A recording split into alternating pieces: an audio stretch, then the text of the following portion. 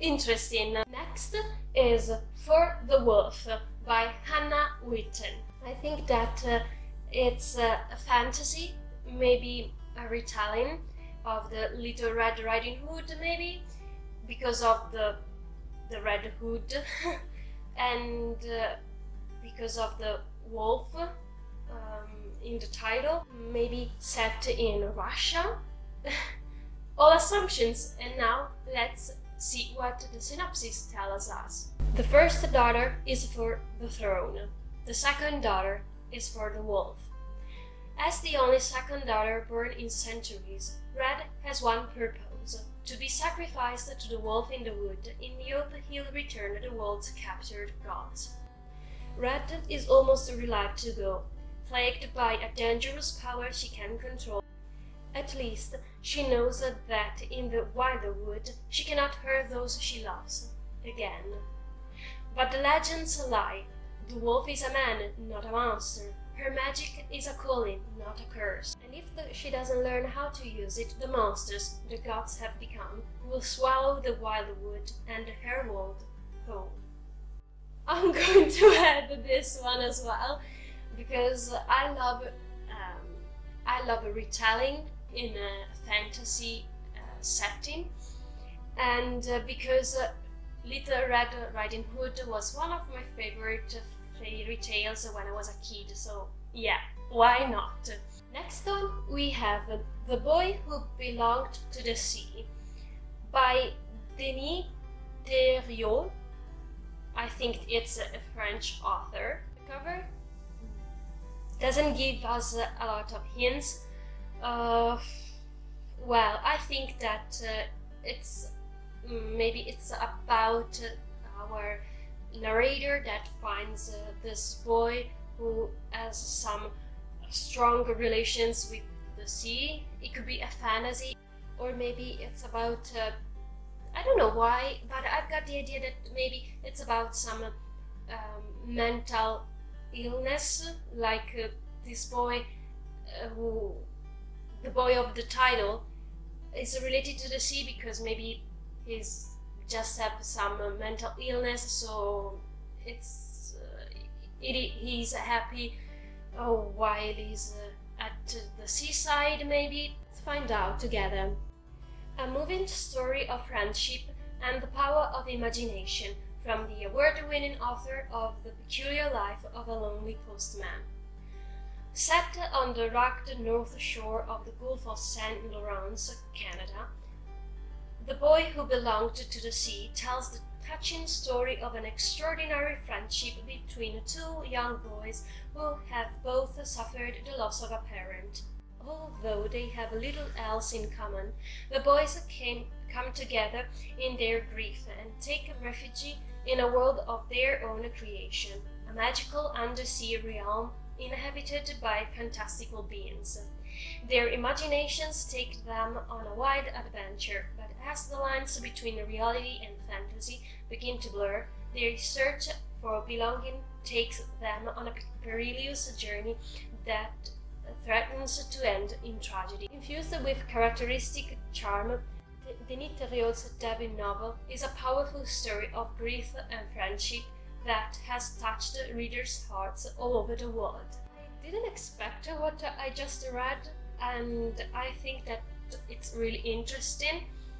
So I'd like to read something set in Canada. It will make me cry for sure, but it's interesting, really interesting how children find a way to overcome a loss.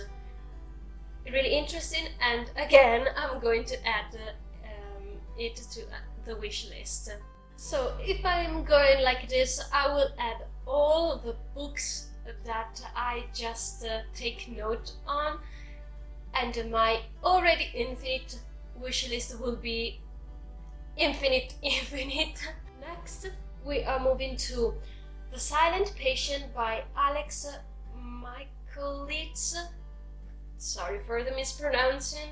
Give me goosebumps, I don't know why. It's a little bit creepy. The only thing that we can see is just a face under a veil, I think, I don't know, and the part of the mouth is wrapped apart. Maybe it's about trauma. I think that it's an adult book.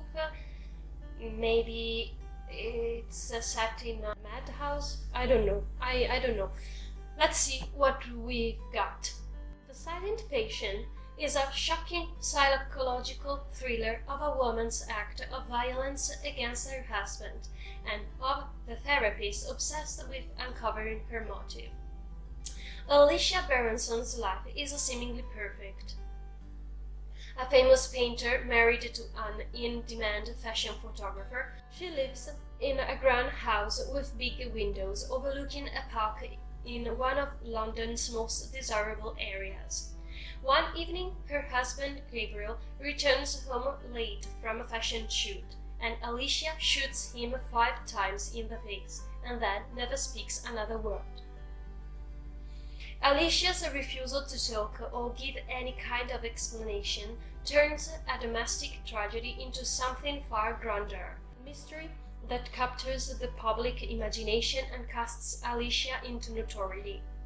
The price of her art skyrockets, and she, the Silent Patient, is hidden away from the tabloids and spotlight at the Grove, a secure forensic unit in North London. Theo Faber is a criminal psychotherapist who has waited a long time for the opportunity to work with Alicia.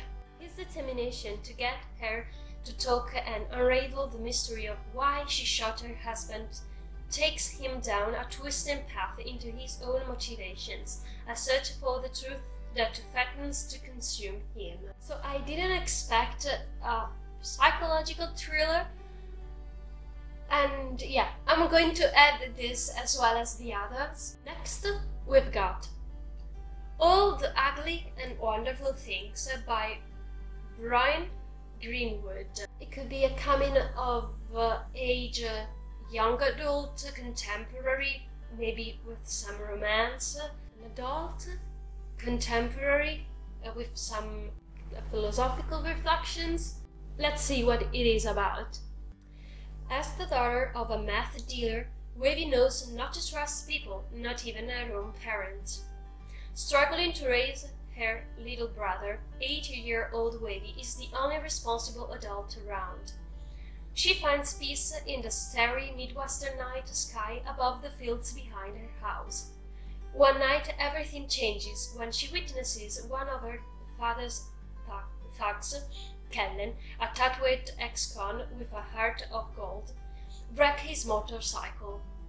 What follows is a powerful and shocking love story between two unlikely people that asks tough questions, reminding us of all the ugly and wonderful things that life has to offer. The synopsis gave me nothing. I mean, okay, maybe I read it miserably, but it gives me nothing. No, I mean, wonderful idea, beautiful cover, but that's it. No, I'm not going to add this one. Next, we've got More to the Story by Hannah Khan. Okay, this is so cute. It's a middle grade contemporary with magical realism. I'd like to know more about it. Let's see. From the critically acclaimed author of Amina's Voice comes a new story inspired by Louisa May Alcott's beloved classic, Little Women, featuring 4 sisters from a modern American Muslim family living in Georgia. When Jamila Mirza is picked to be featured editor of her middle school newspaper, she is one step closer to being an award-winning journalist like her late grandfather. Problem is, her editor-in-chief keeps shooting down her article ideas. Jamila's assigned to write about a new boy in school who has a cool British accent but doesn't share much, and wonders how she'll make this story gripping enough to enter international media contest. Jamila, along with her 3 sisters, is devastated when their father needs to take a job overseas, away from their cozy Georgian home for 6 months. Missing him makes Jamila determined to write an epic article, one to take her dad extra proud. But when her young sister gets seriously ill, Jamila's world turns upside down, and as her hunger for fame looks like it might cost her a blossoming friendship, Jamila questions what matters most and whether she'd cut out to be a journalist at all.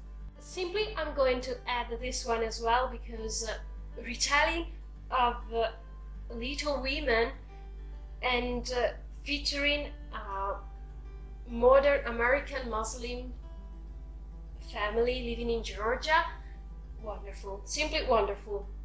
Next is Yolk by Mary H.K. Choi. This cover gives me no clues, so let's move and see what the book description is. From a New York Times best-selling author Mary H.K. Choi comes a funny and emotional story about two estranged sisters switching places and committing insurance fraud to save one of their lives. Janie Beak is barely getting by. She shuffles through fashion school, saddled with a deadbeat boyfriend, clout-cashing friends, and a wretched eating disorder that she is not fully ready to confront. But that's New York City, right? At least she isn't in Texas anymore, and he's finally living in a city that feels right for her. On the other hand, her sister June is dazingly rich with a high-flying finance job and a massive apartment. Unlike Jamie, June has never struggled a day in her life until she's diagnosed with uterine cancer. Suddenly, these estranged sisters who have nothing in common are living together, because sisterly obligations are kind of important when one of you is dying. Another new title in my wish list, because I'd like to know more about these two sisters and how they fraud the insurance.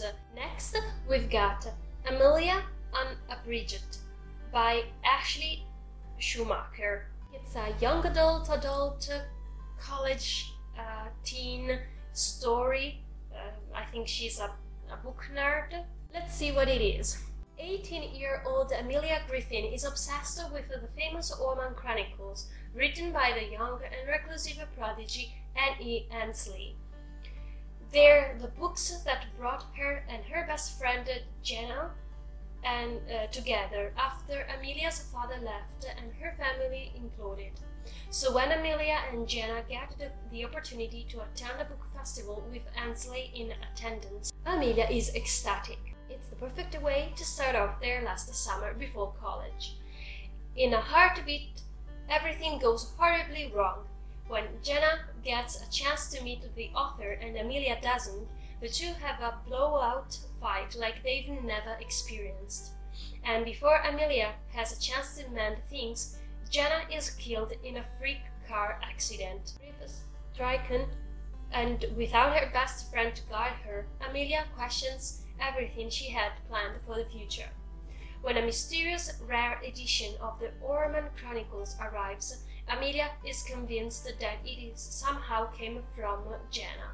Taking the book to an obscure but enchanting bookstore in Michigan, Amelia is shocked to find herself face to face with the enigmatic and handsome N.E. Annesley himself, the reason for Amelia's and Jenna's fight, and perhaps the clue to what Jenna wanted to tell her all along. Ashley Schumacher's devastating and beautiful debut, Amelia Unabridged, is about finding hope and strength within yourself and maybe, just maybe, falling in love while you do it. This thing about book nerds and everything that goes wrong and something to made all the things right again is interesting.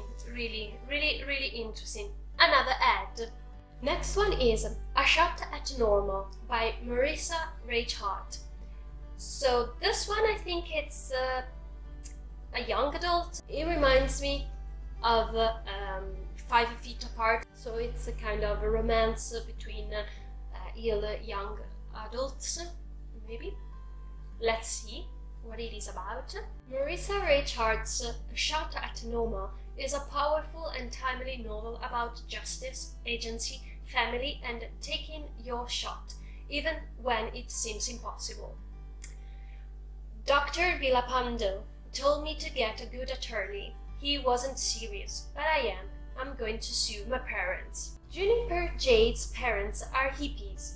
They didn't attend the first Woodstock, but they were there for the second one. The Jade family lives an all-organic homeschool lifestyle that means no plastics, no cell phones, and no vaccines. It isn't exactly normal, but it's the only thing Juniper has ever known. She doesn't agree with her parents on everything, but she knows that to be in this family, you've got to stick to the rules. That is, until the unthinkable happens. Juniper contracts the measles and unknowingly passes the disease along with tragic consequences. She is shell-shocked. Juniper knows she is responsible and feels simultaneously helpless and furious at her parents and herself.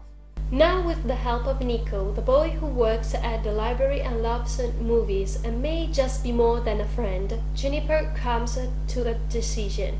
He's going to get vaccinated. Her parents refuse, so Juniper arms herself with a lawyer and prepares for battle. But is waging war for her autonomy worth losing her family? How much is Juniper willing to risk for a shot at normal? Okay, so this one is not exactly what I expected it to be. So there will be some romance maybe, but it's interesting because of the vaccination thing. And I think I'm going to add it as well. Next one is An Emotion of Great Delight by Tahereh Mafi. So I think that this is another novel, or maybe it's the sequel to A Very Large Expanse of Sea by the same author, about being Muslim in America. I'm really intrigued, so let's see what it is about. From a best-selling and National Book Award nominated author Tahereh Mafi comes a stunning novel about love and loneliness, navigating the hyphen of dual identity and reclaiming your right to joy, even when you're trapped in the ember of sorrow. It's 2003, several months since the US officially declared war on Iraq, and the American political world has evolved. Tensions are high, hate crimes are on the rise, FBI agents are infiltrating local mosques, and the Muslim community is harassed and talked more than ever. Shadi, who wears hijab, keeps her head down. She's too busy drowning in her own troubles to find the time to deal with bigots. Shadi is named for joy, but she is haunted by sorrow. Her brother is dead, her father is dying, her mother is falling apart, and her best friend has mysteriously dropped out of her life. And then, of course, there's the small matter of her heart. It's broken. Shadi tries to navigate her crumbling world by soldiering through, saying nothing. She devours her own pain, each day retreating farther and farther inside herself, until finally, one day, everything changes. She explodes. An Emotion of Great Delight is a searing look into the world of a single Muslim family in the wake of 9/11. It's about a child of immigrants forging a blurry identity, falling in love and finding hope in the midst of a modern war. And I think I'm going to add this one as well because I'd like to know more about the situations on the point of view of a Muslim character, and this will be added to my wishlist as well. And next we're moving to The Eighth Life by Nino Haratiishvili. This cover is so mysterious. I hope it's an historical fiction. Maybe it's a family saga, I don't know. I hope if it is an historical fiction, it goes through centuries and around the world, I don't know. But let's see what it is about. An international phenomenon, the unputdownable story of 7 women living through the greatest drama of the 20th century. 19. Georgia. In the deep south of the Russian Empire, Stasia, the daughter of a famous chocolatier, dreams of ballet in Paris, but marries a soldier and finds herself caught up in the October Revolution. Escaping with her children, she finds shelter with her unworldly sister Christine, whose beauty fatally had caught the eye of Stalin's henchman. Disastrous consequences ensue for the whole family. 2006. Germany. After the fall of the Iron Curtain, Georgia is shaken by a civil war. Nisa, Stasia's brilliant great-granddaughter, has broken from her family and moved to Berlin. But when her 12-year-old niece, Brilka, runs away, Nisa must track her down and tell her the truth about their family, and about the secret recipe for hot chocolate, which has given both salvation and misfortune over 6 generations.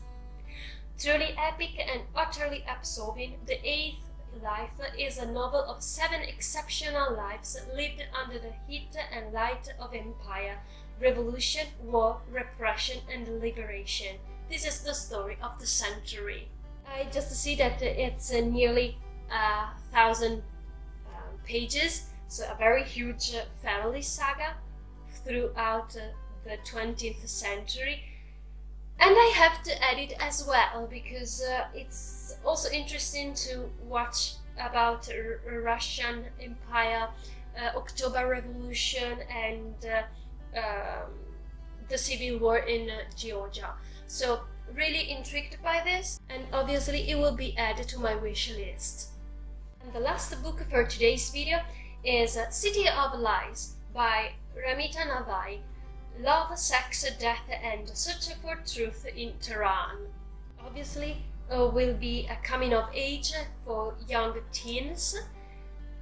It's set in Iran, and I think it's also a kind of historical fiction.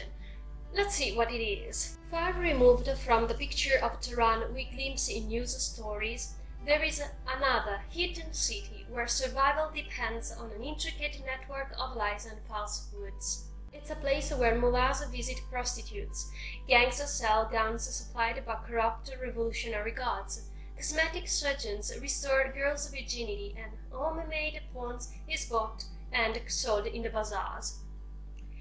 It is also the home of our 8 protagonists, drawn from across the spectrum of Iranian society: the gun runner, the aging socialite, the porn star, the assassin and the enemy of the state who ends up working for the Republic, the volunteer religious policeman who undergoes a sex change, and the dutiful housewife who files for divorce. There are ordinary people forced to live extraordinary lives. Plotted around the city's pulsing central thoroughfare, Bey Azor Street, City of Lies is an energetic, intimate and unforgettable portrait of modern Tehran and of what it is to live, love and survive under one of the world's most brutally repressive regimes. For this one I have controversial feelings, because it's important to know more about how is life in a regime. It obviously will have disturbing scenes around gangs and porn, etc. But I think I'm going to add it as well, because this fiction based on real events needs to be spread out more. That's all for today's video. Thank you so much for watching. I hope you enjoyed this new project and you will watch my other videos as well. If you like it, please leave a big thumbs up and don't forget to subscribe. But especially I'd like to know if you're going to add those books to your own wish list, or if you have a chance to read them. So write me down in the comments. I'd like to know more about your thoughts as well. And I will wait for you in the next video. Ciao!